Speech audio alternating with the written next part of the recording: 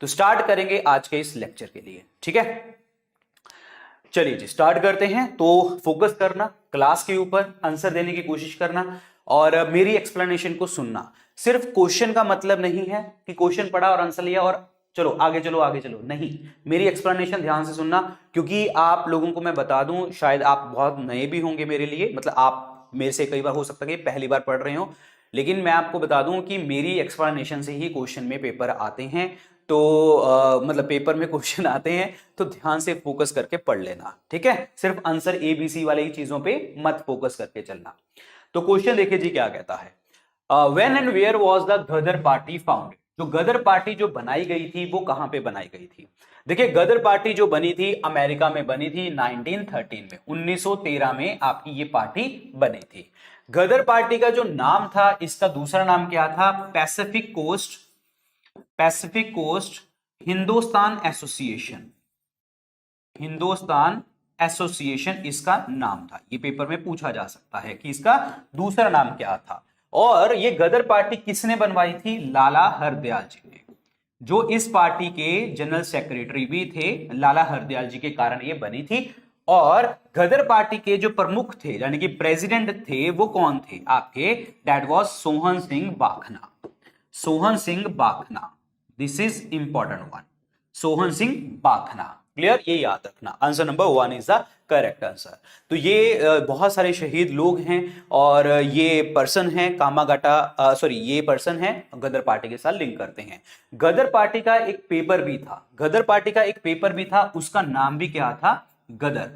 गदर party का paper भी था, उसका नाम भी क्या था, गदर। अंग्रेजी राज के दुश्मन ये वर्ड यूज करते थे गदर पार्टी वाले लोग। This is very very important. Clear. एक चीज आपको और बताना चाहूंगा, कामागाटा मारू, कामागाटा मारू इंसिडेंट, ये पता होगा आप लोगों को, सुना होगा आप लोगों ने, कामागाटा मारू इंसिडेंट। ये कामागाटा मारू है क्या, व्हाट इज कामागाटा मारू। कामागाटा मारू जो है एक जैपनीज शिप है, जैपनीज शिप है ये आपका, ठीक है। और ये जो है आपका जैपनीज शिप है और ये किसके पास था, भाई गुरदीप सिंह के पास था, भाई गुरदीप सिंह के पास था। मतलब ये इसके वो थे, मतलब करता धरता ये थे, इनके पास ये शिप था। अब इसमें बहुत सारे सोल्जर्स को, बहुत नॉट सोल्जर्स कहूंगा मैं, इसमें बहुत सारे जो लोगों को, पंजाबी लोगों को जो है कनाडा लेके जाया जा रहा था। और अंग्रेज जो है इस चीज से, मतलब उनको पता था कि हाँ ये गड़बड़ करेंगे, ठीक है। मतलब इनको लगता था कि ये गड़बड़ करेंगे, हालांकि हमारा उद्देश्य वही था, ठीक है, आजादी, हमने तो कहीं ना कहीं से एक्टिविटी करनी ही करनी है। तो क्या हुआ, जब ये कनाडा उतरने लगे इनको वापस भेज दिया गया इंडिया। तो जब वापस इंडिया आए तो ये कौन से पोर्ट के ऊपर आए थे, ये जहाज वाले लोग कौन से पोर्ट के ऊपर आए थे, जाने के बंदरगाह के ऊपर आए थे आपके, and that is the Budge Budge port, Budge Budge port Calcutta में। यहां पे जो है इन सबको गोलियों से छन्नी कर दिया गया था, मतलब गोलियां डाल दी गई थी दिमाग, मतलब इनके, ठीक है। तो मतलब इतने लोग शहीद हो गए थे बजबज पोर्ट के ऊपर। और वो लोग जो थे वो आपके गदर पार्टी के साथ संबंधित हैं, वो आपके कामागाटा मारू इंसिडेंट के साथ संबंधित हैं। और एक कामागाटा मारू इंसिडेंट हुआ कब था, 1914 में हुआ था। तो दिस इज इंपॉर्टेंट, ये ईयर भी याद रखना आप लोग, ठीक है। चलिए अगली बात करते हैं। बहुत बढ़िया, शाबाश, very good morning, very good morning. सिर्फ क्वेश्चंस की तरफ अब ध्यान देंगे, अब हम ज्यादा कोशिश, मतलब कुछ और चीजों की तरफ फोकस नहीं करेंगे। So now the question is, ये जो है जस्ट आपको आंसर याद करना है, इसमें ज्यादा हम नहीं जाएंगे, घुसेंगे नहीं, बस इतना पता होना चाहिए Prakash Singh supreme court judgement जो है ये किसके साथ रिलेट कर रही है, ये रिलेट करती है आपकी पुलिस रिफॉर्म के साथ। Answer number C is the correct answer. बस हमें नहीं जानना, बहुत अंदर तक घुसना नहीं है आप लोगों को। क्लियर। एक चीज आपको और याद रखनी है कि जो पुलिस है ये किसके अंतर्गत आती है, पुलिस आती है आपकी होम मिनिस्ट्री के अंतर्गत, ठीक है। और plus I mean not home ministry, ये पुलिस जो है आपकी स्टेट गवर्नमेंट के अंतर्गत देखने को हमें मिलती है, स्टेट गवर्नमेंट के अंतर्गत। तो answer number C is the correct one. Supreme Court लिखा हुआ है, सुप्रीम कोर्ट का आर्टिकल नंबर कितना है, 124। पहले सुप्रीम कोर्ट कहां पे बनी थी, रेगुलेटिंग एक्ट 7073 के अकॉर्डिंग 7074 में कलकत्ता में जो है ये बनाई गई थी, ठीक है। फिर उसके बाद शिफ्ट कर दी गई थी गवर्नमेंट ऑफ इंडिया एक्ट 1935 के अकॉर्डिंग। और हमारी जो ये सुप्रीम कोर्ट बनी थी 28 जनवरी 1950 को, कहां पे, न्यू दिल्ली के अंतर्गत जो है आपकी ये जो है सुप्रीम कोर्ट बन गई थी। तो all these are very very important point. Clear? Not 123, 123 is related with the ordinance of the president. ठीक है, चलिए आगे बात करते हैं।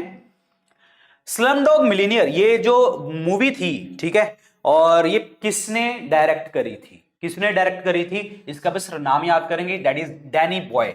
Answer number C is the correct answer. Clear? Danny Boyle, answer number C. और तुम्हें एक चीज मैं बता दूं, अभी इस साल जो है हमारा ट्रिपल आर का सॉन्ग जो है जीता था। ठीक है, और ट्रिपल आर के जो निर्देशक हैं, डायरेक्टर हैं, उनका नाम याद करना। मुझे कमेंट सेक्शन में बताना ट्रिपल आर मूवी के डायरेक्टर का नाम क्या है। अदरवाइज तो वैसे आपको पता ही होगा और कमेंट सेक्शन में नाम भी आएंगे। ठीक है, नहीं पता तो लिख लो साइड पे ट्रिपल आर के डायरेक्टर का नाम, ये पेपर में पूछा जा सकता है। नाटू नाटू सॉन्ग जीता था। ठीक है जी, चलिए आगे बात करते हैं। एनसीईआरटी का फुल फॉर्म क्या है? एनसीईआरटी का फुल फॉर्म क्या है, जिसमें हम क्लासेस भी पढ़ा रहे हैं, आप लोगों की एनसीईआरटी क्लासेस पढ़ रहे हैं। ठीक है, तो एनसीईआरटी का फुल फॉर्म क्या है? बड़ा सिंपल सा लगता है, लेकिन जब ऐसे क्वेश्चन पेपर में आते हैं ना, हम गड़बड़ कर देते हैं हमेशा। तो आंसर इसमें क्या बनेगा? So answer is the national council of educational research and training. Answer इसमें बी ऑप्शन बनेगा। National council of educational research and training is the correct answer. और इसके हेडक्वार्टर कहां पे हैं? दिल्ली में इसके हेडक्वार्टर हैं। और 1961 में ये ऑर्गेनाइजेशन जो है आपकी एनसीईआरटी बनाई गई थी, 1961 में। Answer number B. क्लियर हो गया तुम्हें जी? और अगर आपसे पूछा कि इसको हमने जो जो रजिस्टर्ड कर रखा है वो किस में रजिस्टर्ड कर रखा है, तो आप कहेंगे इसको रजिस्टर्ड किया हुआ है हमने society registration act, society registration act 1860। इसके अंतर्गत जो है एनसीईआरटी को हमने जो है रजिस्टर्ड किया हुआ है। तो पता होना चाहिए तुम्हें, अगर बाई चांस पेपर में इस तरीके का क्वेश्चन आ गया।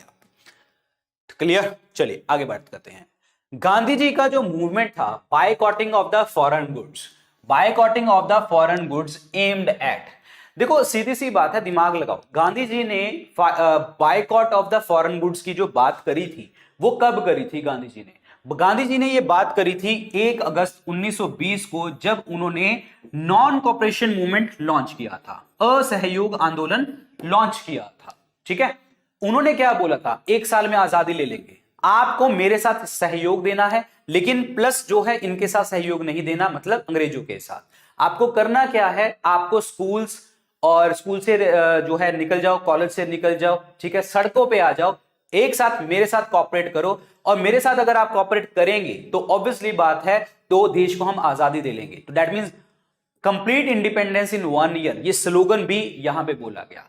इन्होंने बायकॉट ऑफ फॉरेन गुड्स की बात करी, इन्होंने खादी को अपनाने की बात करी, खादी को नेशनल ड्रेस के रूप में बोला गया, चरखा जो है आपका उसको सिंबल बनाया गया। ठीक है, और इस तरीके से इन्होंने बात करी, और कॉटेज इंडस्ट्री को प्रमोट करने की यहां पे इन्होंने बात करी। तो that means promotion of the cottage industry. Answer इसमें क्या बनेगा? Promotion of the cottage industry. एक क्वेश्चन लिखिए जी, एक क्वेश्चन लिखिए साइड पे, बाद में आंसर देना कमेंट सेक्शन में, नहीं तो अपने साइड पे लिख के बैठ जाना और बाद में ढूंढना, गूगल करके आंसर लिखना। आपके आर्टिकल जो directive principle of state policy, एक उसमें हम पढ़ते हैं राज्य के नीति निर्देशक सिद्धांत। आप मुझे बताएंगे कॉटेज इंडस्ट्री को प्रमोट करने वाला जो आर्टिकल नंबर है उसका नंबर क्या है? आर्टिकल नंबर, ये मुझे आप बताएंगे कमेंट सेक्शन में, बाद में लिखे। अभी मत घुस जाना कि हाँ पहले मैं ढूंढ के लेके आऊं, नहीं, इसको साइड पे करना, बाद में आंसर ढूंढना इसका, अगर नहीं पता तो। चलिए जी अगली बात करते हैं। जी क्वेश्चन क्या कहते हैं? The first female amputee to climb the Mount Everest. देखिए सीधी सी बात है, इनका जो है थोड़ा सा पैर खराब था, तो एम्पुटी जिन्होंने माउंट एवरेस्ट को फतेह किया था, and that person is Arunima Sinha. तो आंसर इसमें क्या बनेगा? बी ऑप्शन बनेगा करेक्ट आंसर। माउंट एवरेस्ट की अगर मैं बात करता हूं, इसकी हाइट कितनी है? 8848.86 मीटर इनकी हाइट है। ये हिमालय की सबसे ऊंची चोटी का नाम है माउंट एवरेस्ट, जो कि हमें नेपाल में देखने को मिलती है। और हिमालयस क्या है? Young fold mountain. Young fold mountain का मतलब क्या है? यहां पे जो प्लेट टेक्टोनिक मूवमेंट है वो बहुत जबरदस्त तरीके से होती रहती है, प्लेट टेक्टोनिक मूवमेंट। क्लियर? और एक चीज हम बात और कर सकते हैं आपका कि जो माउंट एवरेस्ट वाला पॉइंट हो गया, ये हो गया, ये हो गया, हाँ, क्लियर। अगर आपसे पेपर में पूछा कि पहला पर्सन कौन था जिसने मतलब माउंट एवरेस्ट के ऊपर फतेह करी थी, and that was the Edmund Hillary, Edmund Hillary and Tenzing Norgay, Tenzing Norgay, ये फर्स्ट पर्सन थे, क्लियर, जिन्होंने क्लाइम किया। तो आंसर इसमें क्या बनेगा? बी ऑप्शन बनेगा correct answer. I can, you can, so obviously बात है, I can, you can. Next question is again important question, which of the following bills must be passed by each house of the Indian Parliament separated by? देखिए जी, सीधी सी बात है, आपको Indian parliament के द्वारा separate दोनों मतलब pass by each house of the Indian parliament separated by special majority. ये word है स्पेशल मेजोरिटी। स्पेशल मेजोरिटी मतलब विशेष बहुमत। आपका article number sorry not article number 2/3 majority, मतलब जितने लोग प्रेजेंट हैं उसके 2/3 लोग जो हैं इसमें वोट करेंगे। तो देखो, ऑर्डिनरी बिल की बात करते हैं तो ये नॉर्मल मेजोरिटी से, मतलब सिंपल मेजोरिटी से, मनी बिल भी, फाइनेंस बिल भी, क्लियर। एक बिल जो होता है एक प्रपोजल होता है, एक नॉर्मल प्रपोजल, भाई हम ये चीजें कर रहे हैं। एक बिल को मनी बिल तब कहा जाता है जब स्पीकर के ऊपर साइन हो जाए। आर्टिकल 110 नंबर, 14 दिन के अंदर पास करना जरूरी होता है, राज्यसभा की कोई पावर इसमें नहीं होती। फाइनेंस बिल जो होता है आर्टिकल 117 में आता है, क्लियर। और money bill is a type of A finance bill, clear हो गया तुम्हें, ये याद रखना। लेकिन इसमें स्पेशल मेजोरिटी की जब बात आ रही है तो वो आपका बनेगा answer number 4, constitution amendment bill. Amendment word का मतलब क्या होता है? संशोधन। जब हम कहते हैं कि हमने संविधान में जो चीजें प्रेजेंट थी ना, हमने उसके अंदर बदलाव कर दिया, तो अमेंडमेंट वो होता है। और अमेंडमेंट का जो आर्टिकल नंबर है वो है 368, और जो पार्ट नंबर है वो कितना है? पार्ट है 20। और हमने इसको बोरो कहां से किया था? साउथ अफ्रीका से हमने इस चीज को बोरो किया था। और इसके अंतर्गत जो है हम अमेंडमेंट कर सकते हैं, बदलाव कर सकते हैं। बदलाव जब हम करेंगे तो ऑब्वियसली बात है, जो चीज लिखी गई है उसको हम चेंज कर सकते हैं। तो answer number D, special majority आपका, that is the special majority constitution amendment bill. Next question is who was the prime minister of India just before the doctor Manmohan Singh? Doctor Manmohan Singh ji के टाइम से पहले कौन आपके प्राइम मिनिस्टर थे? Doctor Manmohan Singh जो है 2004 में प्राइम मिनिस्टर बने थे, 2004 में प्राइम मिनिस्टर बने थे। इससे पहले जो थे वो थे अटल बिहारी वाजपेयी जी, 9 से लेके 2004 में, क्लियर। तो this is very very important, Atal Bihari Vajpayee ji is the correct answer, Atal Bihari Vajpayee ji. This is very very important point, clear. Atal Bihari Vajpayee ji की अगर हम बात करते हैं तो इनकी जो बर्थ एनिवर्सरी है वो 25 दिसंबर को होती है, जिस दिन हम सेलिब्रेट करते हैं गुड गवर्नेंस डे। क्या सेलिब्रेट करते हैं? सुशासन का अच्छा दिवस, गुड गवर्नेंस डे सेलिब्रेट किया जाता है अटल बिहारी वाजपेयी जी की बर्थ एनिवर्सरी के ऊपर, क्लियर। जब देखिए, जब ये क्वेश्चन आप सर्च करो ना, अगर आप गूगल पे सर्च करोगे तो आई के गुजराल बोलते हैं, लेकिन मैं तुम्हें एक चीज बता दूं, अटल बिहारी वाजपेयी से पहले अटल जो है आई के गुजराल थे। अटल बिहारी वाजपेयी के समय से पहले आई के गुजराल थे, आपको ये चीज ध्यान रखनी है। और आई के गुजराल जो थे आपके 1997 में थे, फिर बाद में अटल बिहारी वाजपेयी फिर प्राइम मिनिस्टर बने थे, ये ध्यान रखना, समझ आया? तो आंसर इसमें क्या बनेगा? 4 इज द करेक्ट आंसर। यहां पे लिखा हुआ है पीवी नरसिम्हा राव। पीवी नरसिम्हा राव जी के बारे में एक चीज आपको पता होनी चाहिए, 1991 में हमारे भारत देश में एलपीजी रिफॉर्म हुए थे, that is liberalisation, privatisation, globalisation. That means LPG reform 1991 में हुए, और पीवी नरसिम्हा राव जी को बोला जाता है father of LPG reforms in India, father of LPG reforms in India. और 1991 में पीवी नरसिम्हा राव क्या थे? आपके प्राइम मिनिस्टर थे। उस टाइम पे 1991 में डॉक्टर मनमोहन सिंह जो थे वो आपके क्या थे? फाइनेंस मिनिस्टर थे, याद रखना। Answer number 4, Atal Bihari Vajpayee ji is the correct one, yes. चलिए, इनमें से कौन सा पर्सन जो है वो एक्सट्रीमिस्ट विंग से बिलोंग करता है? एक्सट्रीमिस्ट विंग, गरम दल से बिलोंग करते हैं, एक्सट्रीमिस्ट विंग, तो वो है अरबिंदो घोष। आंसर इसमें क्या बनेगा? A is the correct answer, answer number A. Very very important point, clear, ये याद रखना, अरबिंदो घोष। अरबिंदो घोष जी ने एक आश्रम भी बनाया है, कहां पे बनाया था आश्रम? That is in the Puducherry में, ठीक है। योगा वगैरह को थोड़ा सा प्रमोट कर रहे हैं ये Aurobindo Ghosh, clear, answer number ए। गोपाल कृष्ण गोखले ये मॉडरेट हैं और ये पॉलिटिकल गुरु हैं गांधी जी के, political guru of Gandhi ji, this is important one.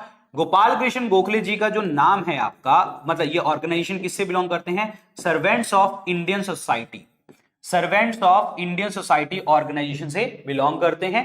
दादा भाई नौरोजी जी की अगर मैं बात करता हूं तो ये इनको कहते हैं हम grand old man of India. Clear.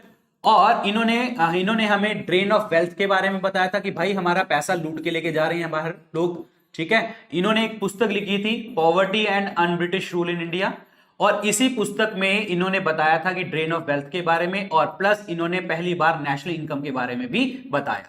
दादा भाई नौरोजी जो है कलकत्ता सेशन 1906 के अंदर जो है प्रेसिडेंट थे। वहां पे इन्होंने पहली बार वर्ड यूज किया था swaraj. Swaraj word was used by Dadabhai Naoroji in the 1906 INC session, पहली बार ऐसे हुआ था। अदरवाइज स्वराज वर्ड है किसका? स्वराज वर्ड दिया है दयानंद सरस्वती जी ने, ये वर्ड दिया था हमें। द वर्ड क्वाइंड बाय, मतलब ये वर्ड किसके द्वारा क्वाइंड किया गया है? दयानंद सरस्वती जी। ये वही पर्सन है जिनका नाम मूल शंकर है, ये वही पर्सन है जो आर्य समाज के फाउंडर हैं, ये वही पर्सन है जिन्होंने हमें बोला था go back to Vedas. Clear, go back to Vedas. और ये वही पर्सन है जिन्होंने बोला था इंडिया फॉर इंडियंस। ठीक है, ये याद रखना है क्वेश्चन। और ये वही पर्सन है मूल शंकर दयानंद सरस्वती जी, जिन्होंने भेद भाष्य और भेद भाष्य भूमिका और प्लस सत्यारथ प्रकाश, ये सारी पुस्तकें जो हैं इन्होंने लिखी हैं। इन्होंने दयानंद सरस्वती जी ने। These are very important point. Clear. और आर्य समाज 1875 में बना था। सुरेंद्रनाथ बनर्जी की अगर मैं बात करता हूं तो ये वो पर्सन है जिन्होंने एक पुस्तक लिखी थी a nation in making. A nation in making पुस्तक किसने लिखी है? सुरेंद्रनाथ बनर्जी। ये वही पर्सन है जिन्होंने आनंद मोहन बोस के साथ मिलके कौन सी ऑर्गेनाइजेशन बनाई थी? बताओ।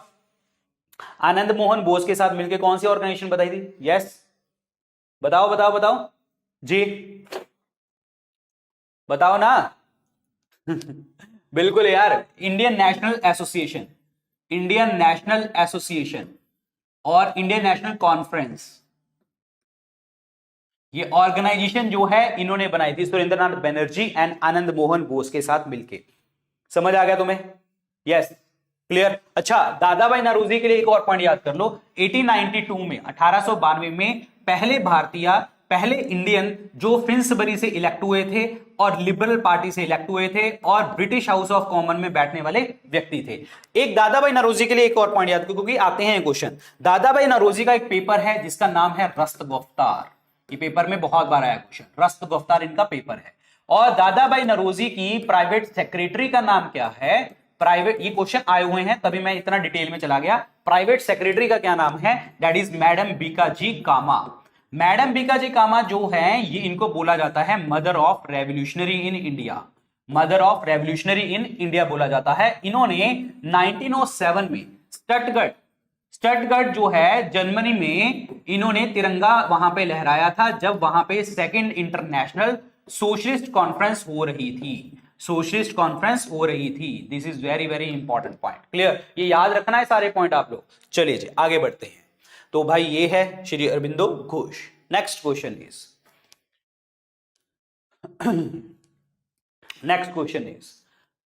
which among the following state is considered India's most flood prone state? मतलब most flood, सबसे ज्यादा फ्लड यहां पे आते हैं हमारे इंडिया में, आज भी आते हैं। अब आप कहेंगे कि उत्तराखंड, ठीक है उत्तराखंड में आते हैं और उत्तराखंड में वो अलग चीजें हैं, ह्यूमन नेचर, मतलब ह्यूमन के कारण ज्यादा आते हैं। बट अदरवाइज सबसे ज्यादा बिहार में हमें क्या देखने को मिलते हैं? फ्लड प्रोन एरिया है हमारा। क्यों? क्योंकि यहां पे रिवर कोसी जो है वो है आपका फ्लड का आने का रीजन, जिसमें वो रिवर कोर्स चेंज कर लेती है, रास्ता चेंज कर लेती है उसके कारण। ठीक है, और कोसी रिवर को हम बोलते हैं सौरो ऑफ बिहार बोला जाता है। और ऐसे ही बंगाल में भी सौरो ऑफ बंगाल किसे कहते हैं? दामोदर रिवर को कहते हैं, याद रखना। और Damodar Valley Corporation West Bengal में भी है, वेस्ट बंगाल और झारखंड के साथ मिलती है, याद रखना। नागालैंड की ऑफिशियल लैंग्वेज जो है इंग्लिश है। नागालैंड में एक फेस्टिवल सेलिब्रेट किया जाता है, हॉर्नबिल फेस्टिवल। ये पेपर में आए हुए क्वेश्चन हैं, क्लियर, याद रखना। So answer number C, clear, answer number C, Bihar is the correct one, Bihar. चलिए जी अगली बात करते हैं। बहुत बढ़िया, शाबाश। At the second round table conference the Indian National Congress was represented by. देखिए राउंड टेबल कॉन्फ्रेंस हो क्यों रही थी, पहले तो ये पता होना चाहिए। राउंड टेबल कॉन्फ्रेंस इसीलिए हो रही थी क्योंकि साइमन कमीशन जब 1927 में बनाया गया, 1928 में भारत देश में आया गया, और इसने किस चीज के ऊपर रिपोर्ट बनानी थी, डायरकी के ऊपर रिपोर्ट बनानी थी कि हमें आगे पावर्स मिलेंगी या नहीं मिलेंगी। और ये डायरकी जो प्रोविंसेस में लगाई गई थी, प्रांतों में, गवर्नमेंट ऑफ इंडिया एक्ट 1919 के अकॉर्डिंग। क्लियर? तो इसके ऊपर रिपोर्ट बनाने आया था और वो रिपोर्ट की डिस्कशन जो है राउंड टेबल कॉन्फ्रेंस में हो रही थी। ये 3 कॉन्फ्रेंस हुई हैं आपकी, फिर आंसर लगाएंगे। ये 3 कॉन्फ्रेंस हुई हैं, पहली, दूसरी और तीसरी। क्लियर? और यहां पे तीनों के तीनों राउंड टेबल कॉन्फ्रेंस में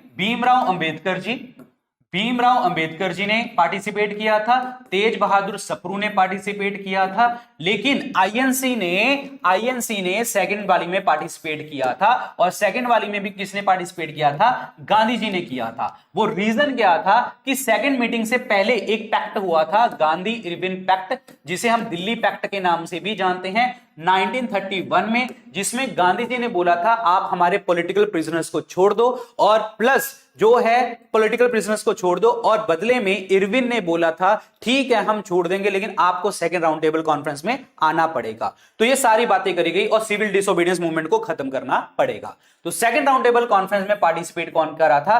दैट इज मोहनदास करमचंद गांधी। गांधी जी ने पार्टिसिपेट किया था। ये तीनों के तीनों राउंड टेबल कॉन्फ्रेंस हो कहां पे रही थी? That is in the London में देखने को आपको मिल रही थी। तो these are very important point. Clear? याद रखना। जवाहरलाल नेहरू जी की अगर मैं बात करता हूं, 1931 का कराची सेशन था। ठीक है, कराची सेशन था। कराची सेशन में प्रेसिडेंट थे वल्लभ भाई पटेल जी। प्रेसिडेंट कौन थे? वल्लभ भाई पटेल जी। और वहां पे 1931 में फंडामेंटल राइट का ड्राफ्ट तैयार किया गया था। ये फंडामेंटल राइट का ड्राफ्ट किसने तैयार किया था? That is by the Jawaharlal Nehru ji. ये याद रखना। डॉक्टर राजेंद्र प्रसाद जी, इनकी पुस्तक याद करो, India divided. Clear? Doctor Rajendra Prasad ji की बात करें, इन्हें हम गांधी ऑफ बिहार कहते हैं, अजातशत्रु ऑफ बिहार के नाम से जाना जाता है। क्लियर? और वल्लभ भाई पटेल जी को सरदार की उपाधि मिली थी। कहां में मिली थी? 1928 में बारदोली सत्याग्रह में ये आपको उपाधि मिली थी, गांव की औरतों ने दी थी। गांव की औरतों के बाद महात्मा गांधी जी ने बोला था। So here is the Gandhi ji. ठीक है? और इनको तो बोलने नहीं दिया गया था, दैट्स व्हाई उठ के आ गए थे वहां से। चलिए अगली बात करते हैं। यस, समझ आ रहा है तुम्हें? समझ आ रहा है? मुझे तो ऐसा लग रहा था कि बहुत सारे बच्चे आएंगे हमारे एसएससी के। ठीक है? और क्योंकि कल से इतने मैसेज आ रहे थे कि हाँ यार मतलब सर एसएससी के करा दो, एसएससी के करा दो, और यहाँ पे बच्चे देखो कितने हैं। चलो कोई बात नहीं, बट हम करेंगे, कोई दिक्कत नहीं है हमें, क्योंकि हमारा एक बच्चा, ठीक है, वो बहुत लाखों के ऊपर भारी पड़ने वाला है। हाँ बिल्कुल पढ़ता है, हर बार पढ़ता है, हर बार पढ़ता है, और हर एग्जाम में पढ़ा है। हाँ ठीक है, चलिए आगे बात करते हैं। मुद्रा राक्षस जो है, इस पुस्तक के ऑथर का नाम आपको बताना है। मुद्रा राक्षस, मुद्रा राक्षस की बात करूं, देवी चंद्रगुप्तम की बात करूं, देवी चंद्रगुप्तम की अगर हम बात करें तो इसको, पुस्तक को लिखा किसने है? विशाख दत्त ने लिखा है। आंसर इसमें क्या बनेगा आपका? डी ऑप्शन बनेगा। Vishakha Datta is the correct answer. Clear? समझ आया? तो answer number D is the correct answer. Kalidas ji की बात करें, इन्हें हम शेक्सपियर ऑफ इंडिया के नाम से जानते हैं। मेघदूत, ऋतु संहार, मालविका अग्निमित्रम, कुमार संभव, ये सारी पुस्तकें इन्होंने लिखी हैं। और इन नवरत्न में थे, किसके नवरत्न में थे? चंद्रगुप्त द्वितीय के, जो है चंद्रगुप्त द्वितीय के नवरत्न में आते थे ये। कौटिल्य जो है चंद्रगुप्त मौर्य के क्या थे? प्राइम मिनिस्टर थे। क्लियर? Prime minister. और इन्होंने जो है हमें जो है अर्थशास्त्र लिखी थी, और कौटिल्य प्राइम मिनिस्टर हैं, और इनके कारण ही जो है ये नंद वंश के राजा को, धनानंद को हरा पाए थे, और उसके बाद जो है सेल्यूकस निकेटर को भी हरा दिया था कौटिल्य की मदद से। कौटिल्य वही हैं जिन्हें हम चाणक्य कहते हैं। इंडियन माइकेवेली के नाम से भी इनको जाना जाता है। इंडियन माइकेवेली के नाम से भी इनको जाना जाता है। कलहन ने एक पुस्तक लिखी थी, दैट इज राजतरंगिणी एक पुस्तक लिखी थी, और ये पुस्तक जो है कश्मीर की हिस्ट्री के ऊपर है, और प्लस इसमें जो है आपकी संस्कृत भाषा का इस्तेमाल किया गया है। तो ये याद रखने हैं सारी चीजें आपको। Answer number 4। समझ आया तुम्हें? मुद्रा राक्षस।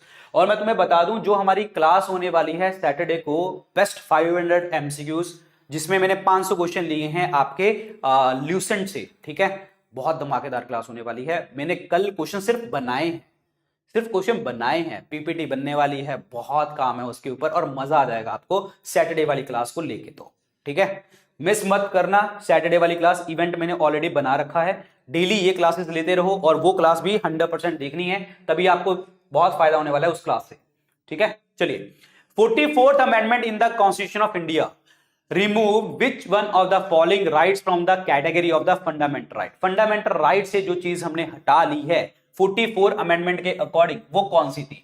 44 अमेंडमेंट एक्ट 1978 हुआ था, जिसके अकॉर्डिंग जो है हमने दैट इज कौन सा, राइट टू प्रॉपर्टी को हमने हटा दिया था as a fundamental right. Fundamental right की जगह के ऊपर अब ये एक कॉन्स्टिट्यूशनल राइट बन चुका है। कॉन्स्टिट्यूशन का मतलब संविधान में लिख दिया गया है अंडर आर्टिकल 300A। क्लियर, ये याद रखना। और इसी अमेंडमेंट के अकॉर्डिंग पहले हम इमरजेंसी लगाते थे इंटरनल डिस्टर्बेंस के अकॉर्डिंग, अब ये इंटरनल डिस्टर्बेंस वर्ड जो चेंज कर दिया गया है आपका आर्म्ड रिबेलियन में वर्ड चेंज कर दिया गया है नेशनल इमरजेंसी के अंतर्गत। क्लियर होगा तुम्हें? तो आंसर इसमें क्या बनेगा आपका? सी। क्लियर। फ्रीडम ऑफ स्पीच जो है आर्टिकल 19 के अंतर्गत आता है। इक्वालिटी बिफोर लॉ 14 नंबर के अंतर्गत आता है। रिलीजन की अगर हम बात करें तो 25 से 28 नंबर तक आपका देखने को हमें आर्टिकल्स मिलते हैं। तो आंसर इसमें C is the correct answer, right to property. चलिए जी, अगले बात करते हैं। यस, बहुत बढ़िया, ठीक है। चलिए अगला क्वेश्चन बताइए, ये इस वर्ड का मतलब क्या है? That is www.discovery.com is the example of which thing. ये किस चीज की एग्जाम्पल है आपकी, बता सकते हैं आप लोग? ये किस चीज की एग्जाम्पल है? एनीवन बताइए। यस, तो this is the example of the web page. This is the example of the web page. Point समझ आया? वेब पेज एक डॉक्यूमेंट होता है, HTML में लिखते हैं, इंटरनेट ब्राउजर पे हम उसको जो है सर्च करते हैं, एक्सेस करते हैं आप लोग। यस, URL एड्रेस है, बिल्कुल बिल्कुल बिल्कुल क्लियर। तो इट्स नॉट ए वेबसाइट यार, इट्स ए वेब पेज। क्या हो गया? क्या हो गया तुम्हें? हैं?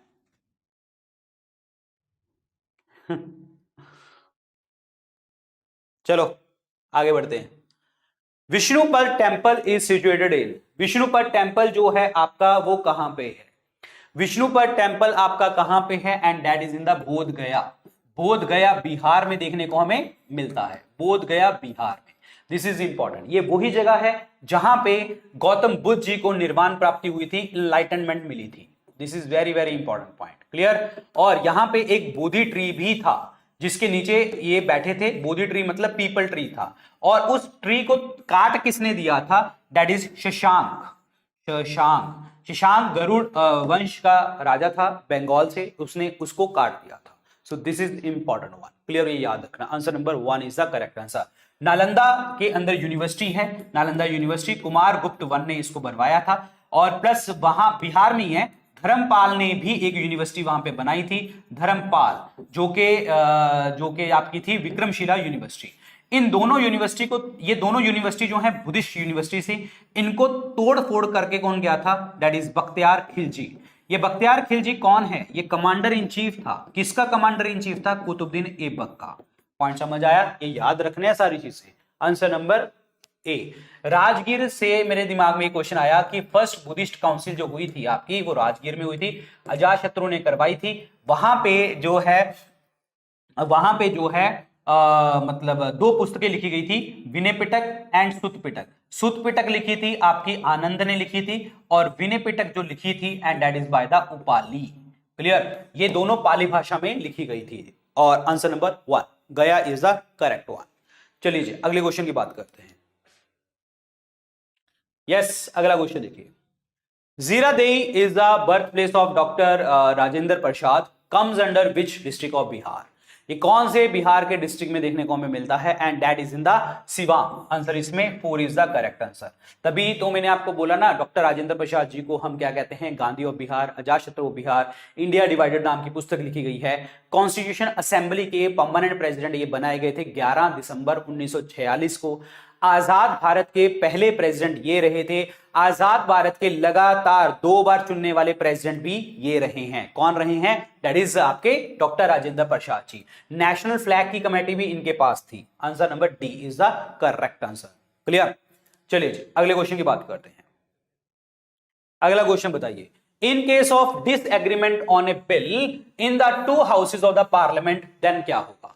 देखिए डिसएग्रीमेंट का मतलब क्या है? एक बिल क्या होता है? प्रपोजल। जितनी बार भी मैंने आपको बताया है, ठीक है। एक बिल क्या होता है? प्रपोजल। प्रपोजल के ऊपर डिस्कशन चलती रहती है, एक सदन दूसरा सदन, लोकसभा से राज्यसभा, राज्यसभा से ऐसे ऐसे ऐसे चलता रहता है। तो मतलब 6 महीने तक इस तरीके से वो चल सकता है और 6 महीने के बाद वो बिल क्या हो गया? डेड, खत्म।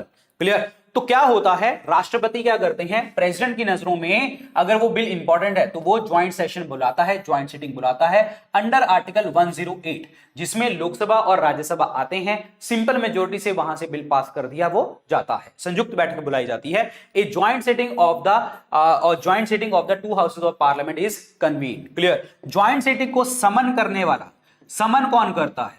समन कौन करता है? वो करते हैं प्रेसिडेंट। समन कौन करता है? प्रेसिडेंट। लेकिन इस ज्वाइंट सीटिंग के प्रेसिडेंट कौन होते हैं? आई मीन चेयरपर्सन कौन होते हैं? चेयरपर्सन होते हैं speaker of the Lok Sabha. Clear? अगर ये स्पीकर एब्सेंट हैं तो कौन बनेंगे? डिप्टी स्पीकर बनेंगे। स्पीकर एब्सेंट है, डिप्टी स्पीकर बनेंगे। डिप्टी स्पीकर एब्सेंट हैं तो राज्यसभा के जो आपके वाइस चेयरमैन हैं वो बनेंगे, क्योंकि चेयरमैन तो कौन है? दैट इज उपराष्ट्रपति यानी कि vice president member of parliament तो है नहीं, तो इसीलिए वाइस प्रेसिडेंट नहीं आते। तो वाइस प्रेसिडेंट के बाद वाला जो पर्सन होता है vice chairman of the Rajya Sabha, वो उसके ऊपर मतलब सीट के ऊपर बैठेंगे। तो आंसर इसमें क्या बनेगा? 4।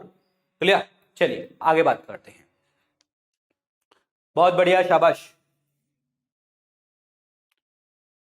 अगला क्वेश्चन देखिए, 1 बाइट कंसिस्ट ऑफ, एक बाइट जो होता है वो किस चीज से हम बात करते हैं? एक बाइट किससे मिलके बनता है? That is the 8 bits. Answer number क्या बनेगा?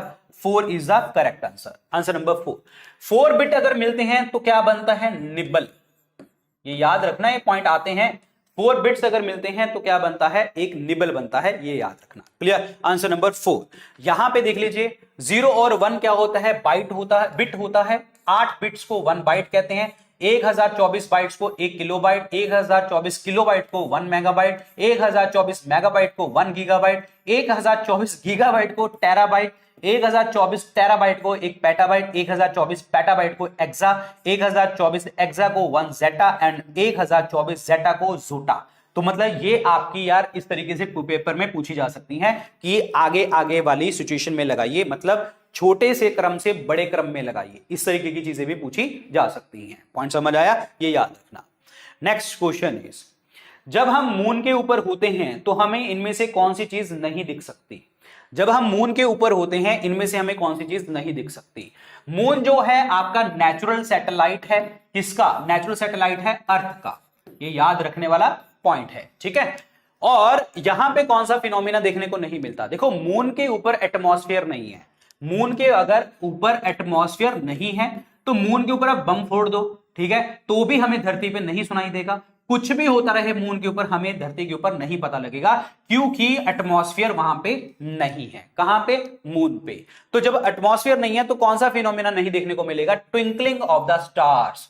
ट्विंकलिंग ऑफ द स्टार्स देखने को नहीं मिलेगा, टिमटिमाना नहीं देखने को मिलेगा। रीजन एटमॉस्फेयर नहीं है। Rising and setting of the sun हमें देखने को मिलेगा। सोलर इक्लिप्स भी होगा, मोशन ऑफ द कॉमेट्स भी देखने को मिलेगा, लेकिन ट्विंकलिंग ऑफ द स्टार्स वहां पे हम ऑब्जर्व नहीं कर सकते। ट्विंकलिंग ऑफ स्टार्स का फिनोमिना जो होता है वो होता है refraction of the light. Refraction of light, that means light जब बेंड हो जाती है, और इसके लिए हमें एटमॉस्फेयर चाहिए होता है। क्लियर? तो आंसर इसमें क्या बनेगा? C is the correct answer. Twinkling of the star is the correct answer. Answer number C. Clear? एक चीज आपको और बताता हूं, बड़े इंपॉर्टेंट पॉइंट्स हैं यहां पे। मून और अर्थ के बीच में जो डिस्टेंस होता है वो कितना होता है? 3,84,000 किलोमीटर। 3,84,000 किलोमीटर। जब मून और अर्थ नजदीक आ जाए, मतलब पास आ जाएं, तो उसे हम क्या कहते हैं? पेरिजी कहा जाता है। वो पेरिजी का मतलब क्या है? ये डिस्टेंस कम हो गया, 3,64,000 किलोमीटर का डिस्टेंस बन गया। एक पोजीशन होती है जब मून और अर्थ मैक्सिमम गैप के ऊपर होते हैं, उस पोजीशन को हम क्या कहते हैं? एपोजी कहा जाता है। दैट मींस 4,06,000 किलोमीटर का डिस्टेंस आपका हो जाता है जब वो मैक्सिमम गैप के ऊपर होते हैं। मून की लाइट जो है धरती के ऊपर कितने टाइम में पहुंचती है? 1.3 सेकेंड में पहुंच जाती है, ये याद रखना। क्लियर? और मून के ऊपर जो ग्रेविटी होती है वो 1/6 होती है ग्रेविटी ऑफ द अर्थ की। मून की ग्रेविटी जो होती है, मून की gravity 1/6 of the gravity of the moon होती अर्थ होती है। इसीलिए अगर मैं कहूं कि मास जो है धरती के ऊपर 120 केजी है, तो आपका मास जो होगा मून के ऊपर कितना होगा? तो भी 120 आपका केजी ही होगा। लेकिन अगर मैं बात करूं वेट जो है मतलब धरती के ऊपर, अर्थ के ऊपर 120 न्यूटन है, तो ऐसे ही वेट जो है आपका मून के ऊपर कितना होगा? तो 20 न्यूटन हो जाएगा। क्यों हो जाएगा? क्योंकि ग्रेविटी जो है वो 1/6 हो जाती है, इसीलिए वो हो जाएगा। मास तो कांस्टेंट रहता है हर जगह के ऊपर। पॉइंट समझ आया? ये याद रखना, ये पॉइंट्स आते हैं पेपर में। तो answer number C is the correct answer, answer number C. चलिए अगले बात करते हैं। मोम इज रिलेटेड विद मोम क्या है? That is the Mars orbiter mission. हमने 2013 में इसको लॉन्च किया था। 2014 में ये जो है हमारे फर्स्ट अटेम्प्ट था मून के अंदर जाने के लिए, सॉरी मार्स के अंदर जाने के लिए। So what is this? Mars orbiter mission of the ISRO. Answer number क्या बनेगा? बी ऑप्शन बनेगा करेक्ट आंसर, इसरो का मंगल मिशन। क्लियर? मार्स की अगर मैं बात करता हूं तो मार्स जो है आपका रेड प्लैनेट के नाम से हम जानते हैं इसको। और लाल क्यों होता है? क्योंकि भाई यहां पे आयरन है, ठीक है। और मार्स के दो आपके सैटेलाइट हैं, फोबोस और डीमोस। ये याद रखना, इंपॉर्टेंट पॉइंट है यहां पे। क्लियर? इसरो की बात करें, इंडियन स्पेस रिसर्च ऑर्गेनाइजेशन की बात करें, 15 अगस्त 1969 को ये बना था। प्रेसिडेंट का नाम मुझे कमेंट सेक्शन में आप लिख के बताएंगे। इसरो के हेडक्वार्टर कहां पे है? बेंगलुरु, जिसे हम स्पेस सिटी के नाम से भी जानते हैं। और इसरो की एक कमर्शियल आर्म है जिसका नाम है अंतरिक्ष। अंतरिक्ष के भी हेडक्वार्टर कहां पे है? बेंगलुरु के अंतर्गत देखने को हमें मिलते हैं। Clear? Answer number B is the correct one. चलिए जी आगे बात करते हैं। नेशनल फ्रीडम स्ट्रगल के लिए इनमें से सिंबल कौन सा था? देखो ये सिंपल सा क्वेश्चन है, लेकिन हम कंफ्यूज कर लेते हैं। सिंबल कौन सा था फ्रीडम स्ट्रगल के लिए? हमने सॉल्ट सत्याग्रह किया था, गांधी जी ने सॉल्ट सत्याग्रह किया था। तो that mean sodium chloride. Salt satyagraha याद है आप लोगों को? नमक का सत्याग्रह, जिसे हम दांडी मार्च के नाम से जानते हैं, जिन्हें हम सिविल डिसोबीडियंस मूवमेंट के नाम से जानते हैं। 12 मार्च 1930 से लेके स्टार्ट किया था इन्होंने, 6 अप्रैल 1930 तक का ये आपका रूट था। 24 दिनों में इन्होंने रास्ता कवर किया था। 240 माइल्स का रास्ता था, ठीक है। 385 किलोमीटर का रास्ता था आपका। क्लियर हो गया तुम्हें? और 78 लोग गांधी जी के साथ थे, एक गांधी जी हैं, टोटल 79 लोग थे ये। 24 दिनों में इन्होंने रास्ता कवर किया था यहां पे। तो आंसर इसमें क्या बनेगा? A is the correct answer. Silver iodide की अगर मैं बात करता हूं तो सिल्वर आयोडाइड जो है हम फोटोग्राफी में हम यूज करते हैं, याद रखना, ठीक है। और एसिटिक एसिड की बात करूं, CH3COOH कहते हैं। इसका दूसरा नाम क्या होता है? इथेनोइक एसिड के नाम से हम इसको जानते हैं। क्लियर? और इसके अंदर जो विनेगर होता है, विनेगर के अंदर जो होता है एसिटिक एसिड होता है, याद रखें। तो answer number 1 sodium chloride is the correct one. Sodium chloride. समझ आया तुम्हें? ठीक है। यस, अमोनियम नाइट्राइड जो है आप फर्टिलाइजर के रूप में हम यूज करते हैं, अमोनियम नाइट्राइड। चलिए अगला क्वेश्चन बताइए। इनमें से कौन सा ऐसा प्रोग्राम है जो रिसेंट गवर्नमेंट जो है, मोदी गवर्नमेंट है, बीजेपी गवर्नमेंट है, उन्होंने लॉन्च नहीं किया था? इनमें से कौन सा वो प्रोग्राम है? स्वच्छ विद्यालय, भाई सैनिटेशन, गांव में, स्कूलों में, शहरों में जो स्कूल्स हैं उनको हमने साफ रखना है, तो उसकी तो प्रोटेक्शन करनी पड़ेगी, ये इन्होंने किया था। यमुना एक्शन प्लान नहीं था, यमुना एक्शन प्लान 1993 में लॉन्च किया गया था। तो रनिंग गवर्नमेंट जो है हमारी 2014 से है, तो इन्होंने ये लॉन्च नहीं किया था। मेक इन इंडिया कैंपेन इन्होंने किया था, क्लीन इंडिया मिशन इन्होंने किया था। तो आंसर इसमें क्या बनेगा? B option. Yamuna action plan जो है वो इनका प्लान नहीं है, बीजेपी गवर्नमेंट का प्लान नहीं था। 90s में किया था, 1993 में इन्होंने किया था। जापान के बैंक से हमने जो है Japan bank for international corporation से हमें पैसे मिले थे और हमने यमुना को प्रोटेक्ट करने की बात वहां से करी थी। तो answer number B is the correct answer, answer number B. चलिए अगला आंसर बताइए जी। हीराकुड डैम जो है वो किस रिवर के ऊपर है? हीराकुड डैम वो है महानदी रिवर के ऊपर। Answer number 4 is the correct answer. Clear? एक पर्सन है जिन्होंने बोला था डैम्स जो हैं वो टेंपल्स हैं, dams are the temples of modern India. आधुनिक भारत के टेंपल्स हैं डैम्स। किसने बोला था? जवाहरलाल नेहरू जी ने ये वर्ड हमें बताया था। Answer number 4। महानदी जो है आपकी छत्तीसगढ़ से स्टार्ट होती है और हीराकुद डैम जो बनता है ये कहां पे है, उड़ीसा में। ये याद रखना, महानदी रिवर के ऊपर है। नर्मदा की बात करें, अमरकंटक प्लेटू से स्टार्ट होती है, मध्य प्रदेश से स्टार्ट होती है। विंध्यास और सतपुड़ा के बीच में जो है ये फॉल्ट लाइन पे चलती है, ब्लॉक माउंटेन्स का ये पार्ट बनाती है, रिफ्ट वैली का पार्ट बनाती है और एक गिर जाती है कहां पे, अरब सागर में गिर जाती है और एस्चुरी बनाती है। और एस्चुरी बनाने वाली 4 नदियां हैं, नर्मदा है, ठीक है, नर्मदा के अलावा तापी है, महानदी है और आपकी साबरमती है। So all these are very very important points, clear, ध्यान रखना, ये सारे इंपॉर्टेंट पॉइंट्स हैं, क्लियर। नर्मदा जो है ये मध्य प्रदेश में ही जबलपुर के अंदर जो है मार्बल फॉल्स बनाती है, मार्बल फॉल्स, जिसे हम धुआंधार फॉल्स के नाम से भी जानते हैं, क्लियर। कावेरी की अगर मैं बात करता हूं, कावेरी जो है साउथ इंडिया में, दक्षिण भारत में सारा साल चलने वाली रिवर है, पेरिनियल रिवर है, वो सारा साल चलती है, वो perennial river, clear. Brahmagiri range से स्टार्ट होती है, कर्नाटक से स्टार्ट होती है और डेल्टा बनता है कावेरी डेल्टा। कावेरी रिवर का डिस्प्यूट पेपर में बहुत बार आता है। कावेरी रिवर डिस्प्यूट जो है वो कौन कौन से स्टेट्स में है, कर्नाटका, केरला, तमिलनाडु एंड पुडुचेरी, इनमें वाटर शेयरिंग को लेके इशू है कावेरी रिवर का, क्लियर। कावेरी रिवर को हम दक्षिण की गंगा कहते हैं, दक्षिण की गंगा, ठीक है, Ganga of the south India. अगर आपसे पूछा दक्षिण गंगा किसे कहते हैं, दक्षिण गंगा कहते हैं हम गोदावरी को, क्योंकि सबसे बड़ी नदी है दक्षिण गंगा। अगर पूछा दक्षिण की गंगा तो आपका आंसर बनता है कावेरी, गड़बड़ मत कर जाना पेपर में, ठीक है, ये याद रखना। गंगा रिवर जो है उत्तराखंड से स्टार्ट होती है, देवप्रयाग से स्टार्ट होती है, जहां पे भागीरथी और अलकनंदा मिलते हैं। गंगा जो है इंडिया की सबसे लंबी नदी है, 2525 किलोमीटर की। Uttarakhand, UP, Bihar, Jharkhand, West Bengal, West Bengal में ब्रह्मपुत्र रिवर आ रही होती है, मतलब दूसरी रास्ते से, तो वहां पे मिलके क्या बनाते हैं, डेल्टा, सुंदरबन डेल्टा, जो वर्ल्ड का सबसे बड़ा डेल्टा देखने को हमें मिलता है। तो आंसर नंबर यहां पे क्या बनेगा, 4, हीराकुद डैम। समझ आया तुम्हें, चलिए बढ़िया। नेक्स्ट क्वेश्चन देखिए, क्वेश्चन है इंडिया में 12 बजे हुए हैं दोपहर के, 12 PM, ठीक है, और the time of Greenwich London will be in, मतलब जो है आपके इसमें कितना टाइम होगा, ग्रीनविच में टाइम कितना होगा। मैंने आपको बताया था GMT से हम कितना आगे हैं, 5.5 घंटे, 5.5 घंटे हम आगे हैं, ठीक है, ये तो आपको पता है ना, GMT से हम 5.5 घंटे आगे हैं। कैसे आगे हैं, क्योंकि GMT 0 डिग्री पे चलती है, लंदन से क्रॉस करती है, और हम 82.5 डिग्री ईस्ट में हैं, और ईस्ट 1 डिग्री का मतलब 4 मिनट और 330 मिनट, क्लियर, 330 मिनट हो गए, ठीक है। तो 5.5 घंटे यहां पे आपके हो जाएंगे, 5.5 घंटे यहां पे हो जाएंगे, ठीक है। फिर उसके बाद अगर हम बात करें कि 5.5 घंटे हो गए, तो इट मींस हम 5.5 घंटे आगे हैं। तो अब यहां पे जब 12 बज रहे हैं, कहां पे, इंडिया में, तो इट मींस यहां पे लंदन में कितने बज रहे होंगे, तो इट मींस हम 5.5 घंटे पीछे, इट मींस 6.5 घंटे आपको देखने को मिलेंगे। तो आंसर इसमें क्या बनेगा, C option is the correct one, C option. One second, तो इट मींस हम बने होंगे 6.5 घंटे, रेडी की 6.5 बजे रखे होंगे वहां पे, क्योंकि 6.5 में अगर हम 5.5 घंटे ऐड करेंगे तो कितना बन जाएंगे, 12 बज जाएंगे। तो answer is the C option, गड़बड़ मत करना पेपर में, तो answer number C. Next question देखिए जी क्या कहता है,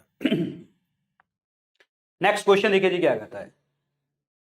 अगला क्वेश्चन है हमारा, the earliest evidence of silver in India is found in, silver के जो एविडेंसेस थे इंडिया में कहां पे देखने को मिल रहे, सिल्वर की बात कर लो, टिन की बात कर लो, ब्रॉन्ज की बात कर लो, ये सब कुछ हमें देखने को मिला है आपका हड़प्पन कल्चर में। Answer number 1। चालकोलिथिक कल्चर की अगर मैं बात करता हूं ना, तो ये कॉपर ढूंढा गया था यहां पे, ठीक है, कॉपर ढूंढा गया था। तो कॉपर के बाद टिन, फिर उसके बाद ब्रॉन्ज, तभी तो हड़प्पन सिविलाइजेशन को हम और क्या कहते हैं, ब्रॉन्ज एज के नाम से हम जानते हैं। ब्रॉन्ज एज मतलब कांस्य युग, क्लियर। हड़प्पन को हड़प्पन इसीलिए कहते हैं, मतलब इंडस वैली सिविलाइजेशन को हड़प्पन इसीलिए कहते हैं क्योंकि हड़प्पा पहली साइट थी जो हमने ढूंढी थी, क्लियर। और एक चीज आपको मैं बता दूं, इंडस वैली सिविलाइजेशन को हम और क्या कहते हैं, प्रोटो हिस्टोरिक। प्रोटो हिस्टोरिक मतलब क्या होगा, प्राक ऐतिहासिक कहा जाता है, जहां पे चीजें लिखित नहीं है, यहां पे चीजें लिखित नहीं है, तो दैट मींस जब लिखित नहीं है तो हम पता कैसे करते हैं, पिक्चर से, सील से, मोहरों से, इन चीजों से पता लग के हमें चलता है। पॉइंट समझ आया आप लोगों को जी। एक तो मेरे को समझ नहीं आता, मैं डेल्टा मैंने कब बोला है कि महानदी बनाती है? मैंने कब बोला है महानदी डेल्टा बनाती है? मैंने नर्मदा बोला है। दिमाग कान, दिमाग कान, दिमाग कान, दिमाग कान, यहीं रखो, ठीक है, यहीं रखो। मैंने कब बोला है महानदी डेल्टा बनाती है, महानदी एस्चुरी बनाती है? महानदी डेल्टा बनता है। क्या हो रहा है तुम्हें? मतलब वही चीज है ना, जब तुम्हें एक क्वेश्चन में इतनी सारी नॉलेज है तो तुम इतने कंफ्यूज होते चले जाते हो। ठीक है, तो आंसर इसमें क्या बनेगा जी? आपका ए ऑप्शन। और आयरन जो है हमने इंडस वैली सिविलाइजेशन में नहीं ढूंढा था, ये ढूंढा था लेटर वैदिक एज में। लेटर वैदिक एज में जो है आपका 1000 से 600 बीसी का टाइम था आपका, तब हमने आयरन को ढूंढा था। तभी हमने कहा था, चलो ठीक है, बोला था मैंने, ठीक है, तो करेक्ट कर लो फिर। तो यहां पे अच्छा, तो चलो मैं रिपीट कर देता हूं, अगर अगर अगर मैंने गलत बोला है तो कोई बात नहीं। Yes, you are right, you are right, my mistake. यहां पे महानदी नहीं है, यहां पे माही रिवर है, my mistake, okay, I apologise. ठीक है, यस। तो यहां पे नर्मदा, माही, ताप्ती एंड साबरमती, ठीक है, तो यहां पे ये चीजें देखने को आपको मिलती हैं। चलो कोई बात नहीं, आगे बढ़ते हैं। तो आंसर इसमें क्या बनेगा जी? आपका ए। क्या बन रहा था आंसर? यहां पे भी गड़बड़ तो नहीं कर गया मैं? हाँ, Harappan, Harappan is the correct answer, yes, Harappan. चलो जी आगे बढ़ते हैं। चलो आगे बढ़े।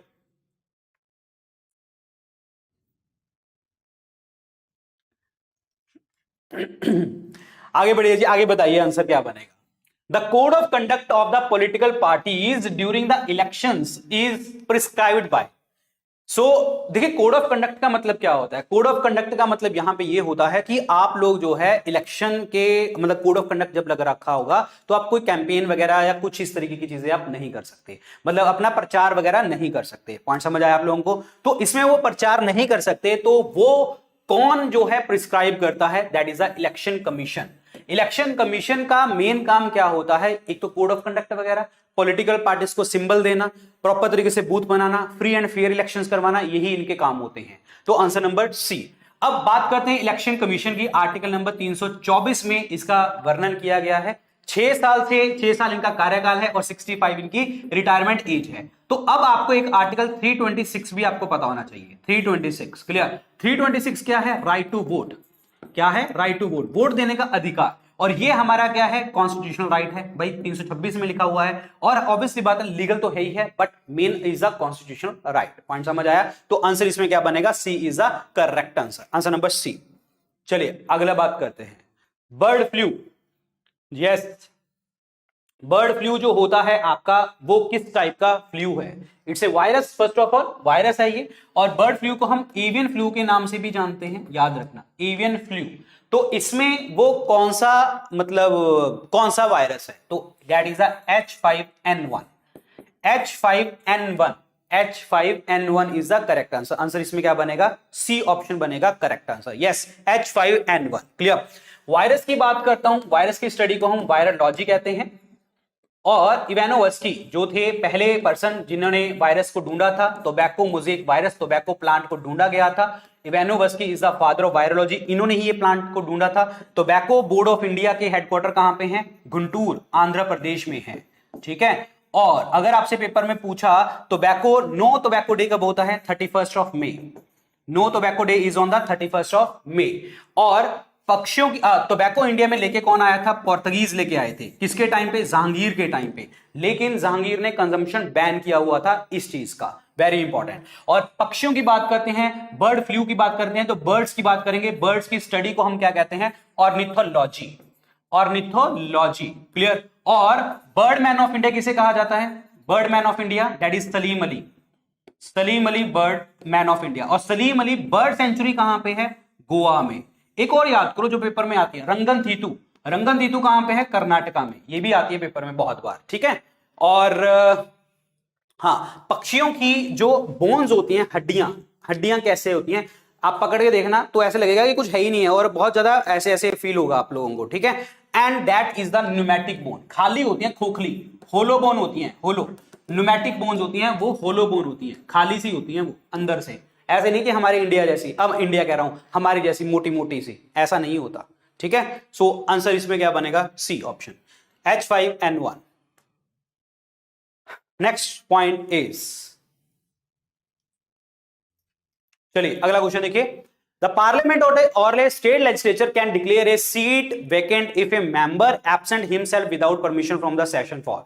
देखिए अगर आप बिना परमिशन के और आप एब्सेंट होते चले जा रहे हैं, कितने दिन लगातार अगर आप एब्सेंट होगे तो आपको क्या होगा, आप मतलब हटा दिए जाएंगे 60 डेज। लगातार अगर आप 60 दिन एब्सेंट हो रहे हैं तो आपको हटा दिया जाएगा, मतलब as a member of parliament आपको हटा दिया जाएगा वहां से। नेक्स्ट क्वेश्चन इज, महाजनपद में एक जनपद है जिनका नाम है कुरूस। कुरूस की कैपिटल, महाजनपद में एक जनपद है कुरूस, कैपिटल ऑफ कुरू क्या थी, that was Indraprastha. Indraprastha is the capital, answer number B, clear, this is very very important. Mathura capital किसकी थी, शूरसेन, शूरसेन की जो है कैपिटल क्या थी, मथुरा। तो आंसर इसमें क्या बनेगा, बी ऑप्शन बनेगा करेक्ट आंसर, बी ऑप्शन जी, बहुत बढ़िया, answer number B, Indraprastha is the correct one, Indraprastha. ये देखो शूरसेन जो है मथुरा, ठीक है, और यहां पे क्या है आपका डेट इज एक और क्या था ऑप्शन में, यहाँ पे कुरूस, कुरूस कहां पे है, यहाँ पे ये है कुरूस, हस्तिनापुर और इंद्रप्रस्थ, ठीक है। चलिए आगे बात करते हैं। The most abundant element in the earth crust is, earth crust में सबसे मोस्ट अबंडेंट एलिमेंट की बात चल रही है, कौन सा है। देखिए एलिमेंट की बात चल रहे हैं तो एलिमेंट सबसे ज्यादा oxygen, then silicon, then aluminium, then iron, then calcium, ये मिलता है। अगर यहां पे ये एलिमेंट की बात करेंगे तो इस तरीके से मिलेगा। अगर ये मेटल की बात करेंगे, मेटल सबसे ज्यादा हमें मिलता है कौन सा, एल्यूमिनियम, दूसरे नंबर पे आयरन, ये याद रखना, ठीक है। तो एलिमेंट है भाई ऑक्सीजन होगा, ऑक्सीजन ऑप्शन में नहीं है तो क्या बनेगा, silica is the correct answer, answer number B. अगर मेटल पूछता तो आपका आंसर एल्यूमिनियम बन जाता, समझ आया तुम्हें जी, आंसर नंबर क्या बनेगा, B option, silica is the correct one, silica. Next question is, इनमें से कौन सी जो क्रॉप है वो खरीफ क्रॉप नहीं है, खरीफ क्रॉप नहीं है, नॉट ए खरीफ क्रॉप पूछा है। खरीफ क्रॉप कौन सी नहीं है, देखिए खरीफ होती है मानसून वाली, ज्वार, बाजरा, ठीक है, maize, sugar cane, clear, rice, pulses वगैरह, और अरहर, मूंग, उड़द की दालें, ठीक है, और कॉटन, शुगर केन, कॉटन हो गया, ठीक है, शुगर केन तो मैंने बताई गया, और groundnut. So all these are the examples of the kharif crop. तो इसमें कौन सी नहीं है, तो इसमें कौन सी नहीं है, बार्ले नहीं है। बार्ले कौन सी है, रबी क्रॉप है, विंटर सीजन क्रॉप है, अब की क्रॉप है ये, जिसमें आपका बार्ले हो गया, मस्टर्ड हो गया, ठीक है, वीट हो गया, लिंसीड हो गया, अलसी जिसे हम कहते हैं, P, gram. So all these are the example of the that is the kharif that is the rabi crop. मेज, राइस, कॉटन वगैरह जो है ये खरीफ है। Answer number 4 is the correct one, answer number 4। चलो अगला क्वेश्चन बताओ, इनमें से कौन सी ऐसी चीज है जो कि कमर्शियल और इकोनॉमिक डेवलपमेंट के लिए इंडिकेशन करती है आपकी इंडस वैली में, कमर्शियल बिजनेस के लिए, इकोनॉमिक डेवलपमेंट बिजनेस के लिए, कौन सी चीज है यहां पे, and that is the seals. आंसर नंबर क्या बनेगा, बी ऑप्शन बनेगा correct answer, seals is the correct one. समझ आया तुम्हें जी, आंसर नंबर क्या बनेगा आपका, यस, बी ऑप्शन बनेगा, seals is the correct answer. Comment section में लिख के बताना, क्वेश्चन लिखो, एक क्वेश्चन लिखो कमेंट सेक्शन में, मुझे लिख के बताना इसका आंसर। ये सील्स जो है वो किस चीज की बनी होती थी, कुछ क्वेश्चंस मैं तुमसे पूछ रहा हूं, तुम लिख के लिखना, ये लिखना, ठीक है, और बाद में मुझे बताना ये आंसर कमेंट सेक्शन में, सील्स जो है वो किस चीज की बनी होती थी ये बताना मुझे, ठीक है। और answer number B. Next, gypsum is the ore of, gypsum is the ore of, किसकी, जिप्सम जो अयस्क है वो किसका है। जिप्सम का फॉर्मूला क्या होता है, कैल्शियम सल्फेट डाइहाइड्रेट, ये फॉर्मूला होता है, ठीक है। तो ऑब्वियसली बात है भाई कैल्शियम हो गया, तो आंसर इसमें क्या बनेगा, बी ऑप्शन बनेगा, आंसर नंबर बी। अब इसको मैं ऐसे भी लिख सकता हूं ना, हाफ CaSO4 डॉट H2O, ऐसे भी हम लिख सकते हैं इसको।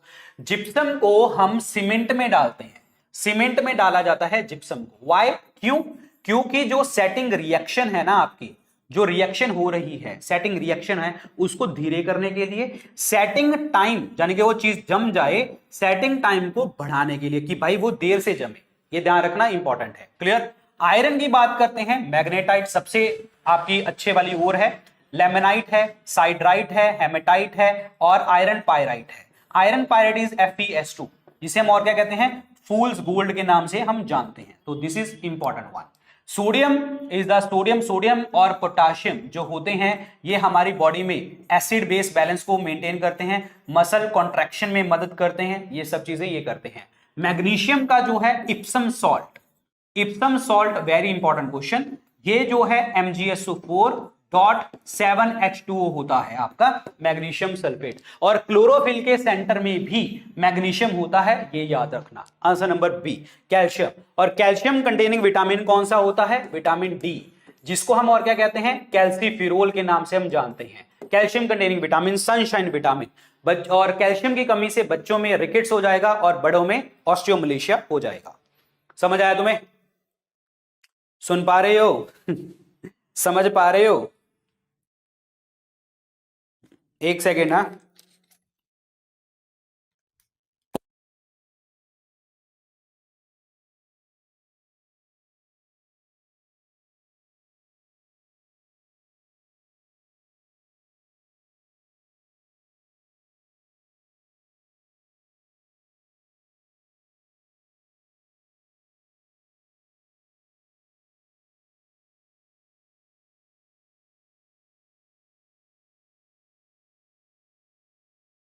स्क्रीन के ऊपर हमारा क्या कहता है, अगला क्वेश्चन है which of the following is used for killing rats, यानी कि जो आप जी रैट्स वगैरह को मारने में कौन सी चीज मदद करती है, तो that is the zinc phosphide. Answer number 1 is the correct answer. Zinc phosphide, aluminium phosphide, ये दोनों यूज किए जाते हैं। आंसर नंबर क्या बनेगा, ए, जिंक फॉस्फाइड और एल्यूमिनियम फॉस्फाइड, याद रखना। नेक्स्ट क्वेश्चन इज कौन से इंडियन किंग ने अपोज किया था अलेक्जेंडर को कि भाई तू नहीं जा सकता आगे। देखिए जब अलेक्जेंडर की बात करें तो ये फिलिप्स का बेटा है, मैसेडोनिया मकदूनिया से जो है ये आया हुआ है, और इसकी डेथ कहां पे हुई थी, बेबीलोन में। ठीक है, ये याद रखना। अब बात यह है जब अलेक्जेंडर इंडिया में घुसा था तो उस टाइम पे नंद वंश का रूल चल रहा था और धनानंद रूल कर रहा था। ठीक है, लेकिन जब अलेक्जेंडर घुसा तो पहला किसके साथ इनका टाकरा हुआ, किसके साथ मिले, अंबी के साथ। अंबी ने तो सर झुका दिया था इसके सामने कि भाई मैं तो हार रहा हूं, लेकिन लड़ाई किसके साथ हुई थी, पोरस के साथ। तो मतलब पोरस ने इसको अपोज किया था। बैटल ऑफ हाइडेस्पस, हाइडेस्पस की लड़ाई कहते हैं, बैटल ऑफ झेलम कहते हैं, झेलम की लड़ाई कहते हैं यहां पे। क्लियर, झेलम को और क्या कहते हैं ऋग्वेद में, वितास्ता। ठीक है, तो पोरस के साथ लड़ाई हुई थी इसकी। पॉइंट समझ आया तुम्हें? Yes, answer number B is the correct answer. Answer number B, बहुत बढ़िया, क्लियर हो गया तुम्हें। महापद्मनंदा जो है नंदवंश के रूलर हैं। धनानंद उस टाइम पे रूलर था जब इंडिया में आया था अलेक्जेंडर। धनानंद को हराया था चंद्रगुप्त मौर्य ने और मौर्य वंश का संस्थापक बन गया था। कौन, चंद्रगुप्त मौर्य। चलिए जी अगली बात करते हैं। इनमें से आइसोटोप नहीं है, किसका आइसोटोप नहीं है, हाइड्रोजन का। देखिए आइसोटोप का मतलब क्या होता है, आइसोटोप का मतलब होता है जब एटॉमिक नंबर आपका सेम हो और मास नंबर जो हो डिफरेंट। क्लियर, परमाणु संख्या जो है आपकी सेम हो और जो द्रव्यमान संख्या है वो डिफरेंट हो। एटॉमिक नंबर का मतलब क्या होता है, number of proton present in an atom is called आपका एटॉमिक नंबर। मास नंबर क्या होता है, number of proton plus neutron present in an atom is called mass number. अब यहां पे जो प्रोटियम होता है वो होता है 1H1, ड्यूटेरियम होता है 2H1 और ट्रीटियम होता है 3H1। मतलब एटॉमिक नंबर जो है सबके सेम है आपके, लेकिन मास नंबर जो है आपके वो सबके डिफरेंट है यहां पे। तो यहां पे ऑप्शन क्या बनेगा, एरिटियम इज द करेक्ट आंसर। तो this is not the isotope. Clear, answer number B is the correct one. Very very important. Clear, एक चीज याद करो, D2O जिसे हम क्या कहते हैं, ड्यूटेरियम ऑक्साइड के नाम से हम जानते हैं। ड्यूटेरियम ऑक्साइड ये न्यूक्लियर रिएक्टर में एज ए मॉडरेटर का भी काम करता है। न्यूक्लियर रिएक्टर में मंदक, भाई न्यूट्रॉन को धीरे कर दिया। ठीक है, और ड्यूटेरियम ऑक्साइड D2O की बात कर दी, मॉडरेटर का काम कर दिया। और मॉडरेटर हो गया आपका, ड्यूटेरियम ऑक्साइड हो गया, और क्या कहते हैं इसको, मैंने क्या बताना था आपको, यस, और ये होता है हैवी वाटर। ये होता है हैवी वाटर, ये याद रखना, heavy water is deuterium oxide. Answer number B, erythrium is the correct answer. चलिए जी आगे बात करते हैं। इनमें से कौन सी जो चीज है वो आपकी इनपुट डिवाइस नहीं है? Not an input device. Not an input device का मतलब पता क्या हुआ? नॉट एन इनपुट डिवाइस मतलब जब हम इनपुट देते हैं तब चीजें प्रोसेसिंग होंगी, तब आउटपुट आएगी। तो आउटपुट का मतलब जो चीजें हमें सामने लाके रख देते हैं। तो यहां पे keyboard is input, mouse is input, scanner is input and printer is the output. So printer जो है वो आउटपुट है, ठीक है। बाकी क्या है? आपकी इनपुट डिवाइसेस है। पॉइंट क्लियर हो गया तुम्हें? जी बिल्कुल यार, बिल्कुल। जैसे कीबोर्ड हो गया, माउस हो गया, जॉयस्टिक हो गया, ठीक है, ग्राफिक टैबलेट्स हो गया, बार कोड रीडर्स हो गया, they are the input devices. OMR sheet हो गया, they are the input devices. Scanner, microphones, बिल्कुल, these are the input devices. 4 is the correct answer. Clear? ये ब्लूटूथ और ये यूएसबी वगैरह, ठीक है, माउस वगैरह, ये माइक्रोफोन वगैरह, ये कीबोर्ड वगैरह, ये सारे इनपुट डिवाइसेस हैं। चलिए अगला क्वेश्चन देखिए। चैरिटर का नाम बताइए जी। बुद्ध भगवान के जो चैरिटर थे उनका नाम क्या था? चैरिटर मतलब जो सारथी होता है, जो घोड़े को लेके जाता है, एंड दैट वाज चन्ना। चन्ना इज द नेम। क्लियर? और एक था कंथक। अब कंथक किसका नाम था? कंथक था घोड़े का नाम, हॉर्स। पॉइंट समझ आया? बुद्ध के। और बुद्ध को हम और क्या कहते हैं? Light of Asia. Light of Asia, Buddha भगवान। क्लियर हो गया तुम्हें? बुद्ध भगवान का जन्म लुम्बिनी में हुआ था, लुम्बिनी। और लुम्बिनी में नेपाल के पास कपिलवस्तु, नेपाल, लुम्बिनी जो है नेपाल में। और यहां पे एक पिलर है, रुमनदेई पिलर। ये रुमनदेई पिलर किसने बनवाया था? अशोक ने बनवाया था। ये भी आपको याद रखना है। तो आंसर नंबर क्या बनेगा? बी। ठीक है, चलिए अगली बात करते हैं। Directive principle of state policy जो है, इसमें कौन से पार्ट में आता है? Directive principle of state policy, and that is given in the part number 4। Answer number क्या बनेगा? C option. पार्ट 4 का मतलब 36 टू 51 वाले आर्टिकल आपके देखने को मिलेंगे। डायरेक्टिव प्रिंसिपल नॉन जस्टिसेबल है, नॉन इन्फोर्सेबल है। क्लियर? ये याद रखना। और हमने इसको बोरो कहां से किया है? आयरलैंड से बोरो किया है। और ये हमारे भारत देश में सोशल और इकोनॉमिक डेमोक्रेसी को बढ़ाने के लिए होते हैं, नंबर 1। नंबर 2, हमारे भारत देश की वेलफेयर करने में मदद करते हैं, वेलफेयर ऑफ द स्टेट करने में हमें मदद करते हैं। तो आंसर नंबर सी। क्लियर हो गया? पार्ट 1 क्या कहता है? यूनियन एंड स्टेट्स के बारे में यहां पे बात करी गई है, और भारत है union of state. Part 3 is called आपका Magna Carta. Magna Carta of the Indian constitution, क्योंकि यहां पे हमने लिखा है fundamental right. Clear? Article number 12 से लेके 35 तक यहां पे लिखे गए हैं। पार्ट 5 की अगर मैं बात करता हूं, पार्ट 5 जो है यूनियन गवर्नमेंट की यहां पे बात करी गई है, पार्ट 5। तो आंसर इसमें क्या बनेगा? Third option. Answer number 3, part 4 is the correct answer. Clear? अब यहां पे 3 तरीके की चीजें हैं, socialist principle, Gandhian principle, liberal principle. तो ये याद कर लेना, आर्टिकल्स किसमें कितने कितने आते हैं, ये याद करना है तुमने। ठीक है? बाई चांस एग्जामिनर पूछ लेगी गांधीयन प्रिंसिपल में इनमें से कौन से आते हैं, कौन से नहीं आते, वगैरह वगैरह। चलिए अगली बात करते हैं। The most famous Kushan ruler was. जो मोस्ट फेमस कुषाण रूलर हैं उनका नाम बताइए। यस जी, देखिए जी, मोस्ट फेमस कुषाण रूलर आपको पता है कनिष्क हैं। आंसर नंबर क्या बनेगा? सी। इन्हें हम दूसरा अशोक के नाम से जानते हैं। इन्होंने चाइना, जापान और कोरिया में बुद्ध धर्म का प्रचार करने के लोगों को भेजा था। कनिष्क ने 4th बुद्धिस्ट काउंसिल करवाई थी कश्मीर में, जहां पे बुद्ध धर्म जो है वो 2 हिस्सों में डिवाइड हो गया था, हीनयान और महायान में। महायान वाले जो लोग थे वो आपके नॉर्थ वाले थे, ठीक है, जो कि संस्कृत भाषा का इस्तेमाल करते थे। हीनयान जो है साउथ वाले थे, और ये पाली भाषा का इस्तेमाल करते हैं। These are very important। Kanishka ने जो है 78 एडी में शक ईरा स्टार्ट किया था। चाइना का जो सिल्क रूट है, चाइना सिल्क रूट जो है उसके ऊपर कंट्रोल भी कनिष्क का था। This is very important. Ashok की बात करें, ये मौर्य वंश से हैं, जिन्होंने 3rd बुद्धिस्ट काउंसिल करवाई थी। कहां पे? पाटलिपुत्रा में। अब 4थी बुद्धिस्ट काउंसिल के चेयरपर्सन कौन थे? दैट इज कॉल्ड आपके कौन थे जल्दी बताओ। चौथे बुद्धिस्ट काउंसिल के चेयरपर्सन, अरे दिमाग से लिख गया, अश्वघोष was the deputy chairperson. Vasumitra, लिख तो मैंने दिया था बी।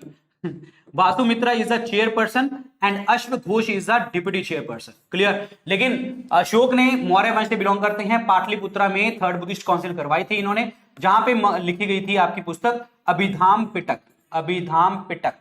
क्लियर? और 3rd बुद्धिस्ट काउंसिल के चेयरपर्सन कौन थे? Moggaliputtatissa. Moggaliputtatissa is the chairperson. This is very important point. Clear? Rudradaman के बारे में अगर बात करें तो गिरनार इंस्क्रिप्शन। गिरनार इंस्क्रिप्शन कहां पे है? गुजरात में। जो अभिलेख गिरनार इंस्क्रिप्शन है वो रुद्रदमन की इंस्क्रिप्शन आपको देखने को मिलती है। Yes, this is very very important. यहां पे चंद्रगुप्त मौर्य के जो गवर्नर हैं, चंद्रगुप्त मौर्य के गवर्नर है पुष्यगुप्ता। पुष्यगुप्ता का भी नाम यहां पे देखने को हमें मिलता है, चंद्रगुप्त के गवर्नर का। यस, बिल्कुल बिल्कुल बिल्कुल। सुदर्शना लेक के किनारे पे है, सुदर्शना लेक के किनारे पे है ये। क्लियर? काठियावाड़ गुजरात में, काठियावाड़ गुजरात में। This is important one. Vasudev one की अगर मैं बात करता हूं तो ये भी कुषाण वंश से बिलोंग करते हैं। ये जो कुषाण वंश जब खत्म हो रहा था तो उसमें ग्रेटेस्ट में ये थे। पॉइंट समझ आया जी? तो पॉइंट समझ आया आप लोगों को? तो answer number C is the correct answer. Kanishka is the correct answer. Kanishka के टाइम पे ये कनिष्क का ये हेडलेस स्टैचू है, ये कनिष्क का हेडलेस स्टैचू है। ये कहां पे है? पेशावर में, मथुरा स्कूल ऑफ आर्ट्स में बना हुआ है। मथुरा स्कूल ऑफ आर्ट्स का मतलब क्या था? मथुरा स्कूल ऑफ आर्ट्स का मतलब था जब रेड सैंडस्टोन इसका इस्तेमाल किया जाता था। क्लियर? और प्रॉपर तरीके से जो मूर्तें बनाई जाती थी गंधार स्कूल ऑफ आर्ट्स में, जो कि ग्रीक लोग लेके आए थे कनिष्क के टाइम पे ही, ग्रेट सैंडस्टोन इसमें यूज होता था। ग्रेट सैंडस्टोन, ये याद रखना। इसमें प्रॉपर तरीके से बिल्ड, स्ट्रक्चर, बॉडी, ये वो सब चीजें बनाई जाती थी यहां पे। ठीक है? So this is very important. Bamiyan statue जो है आपका, बामियान स्टैचू अफगानिस्तान में, वो आपका गंधार स्कूल ऑफ आर्ट्स में बना हुआ है। चलिए जी अगला क्वेश्चन की बात करते हैं। समझ आ रहा है तुम्हें?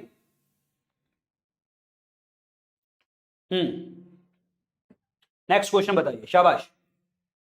The next question is, Japan की पार्लियामेंट को हम और क्या कहते हैं? जापान की पार्लियामेंट को हम कहते हैं डाइट। क्लियर? जैसे हमारे इंडिया में पार्लियामेंट है, और इंडिया में parliamentary form of the government कहां से लिया है हमने? यूके से, ब्रिटेन से। Parliamentary form of the government का मतलब क्या होता है? जितने हमारे हमारा प्राइम मिनिस्टर है और मंत्री परिषद है, they are collectively responsible to the Lok Sabha house of people. Clear? ये याद रखना। और executive is responsible to the legislature, इसका मतलब ये होता है। क्लियर? युआन की अगर मैं बात करता हूं तो युआन जो है ताइवान की पार्लियामेंट का नाम है। समझ आया तुम्हें? Answer number 1 is the correct answer. Yes, बहुत बढ़िया। क्लियर? चलिए आगे बात करते हैं। जामिनी रॉय हमारे भारत देश में कौन है?